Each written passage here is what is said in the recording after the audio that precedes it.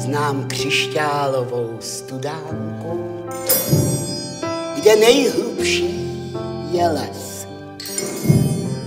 Tati, proč ještě nespíš? Ta postel je moc měkká.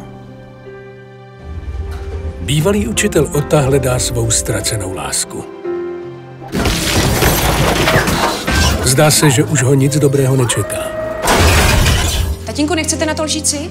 Chcete ze mě udělat kripla. Herečka Jana má energie na rozdávání. Proboha, vy neumíte udržet aspoň 3 takty za sebou. Zdá se, že o ní nikdo nestojí. Ode dneška vaše kurzy končí. Tak v tom případě já odcházím. Oba mají jedno společné. Touží si splnit ještě jeden sen. Já hledám tuhle paní. 15 let žiješ sám a zrovna teď se hodláš seznamovat? Pozvali mě na konkurs do Prahy. Paní Furtáková na roli babičky a zkušenosti z natáčení má. Bohatý. Co se stane, když se jejich cesty protnou? Průšvih, strašný průšvih, pojďte, prosím vás, pojďte. Tati, prosím tě, kde jsi? Podělaný plot. Počkejte, takhle.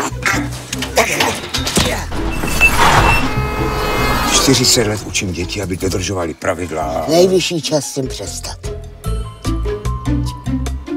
Paní Furtáková. Furtáková mi vzala roha. Jedete na Prahu? V životě jsem nezažila nikoho tak sebestředného jako ona. V Praze už defilou starý fuchta a já jsem tady, někde v Žitě. To je strašný. Teď já tu babu mám svým způsobem ráda. Tak pan režisér je autorem textu. Mám z vás pocit, že máte všechno nějak moc nalajnovaný. A v životě člověk potřebuje nějaký řád. Co pak jste tramvaj? Jiřina Bohdalová Jsem příliš slabá, abych to zvládla sama. a Radoslav Brzobohatý Mám pro vás roli. po letech opět spolu. Tak jak to chcete? Komedie, drama, tragédie. Tragédii ne. Ve filmu Vrásky z lásky. Já vás do ty Prahy dostanu. Přísahám. V kinech od 12. dubna.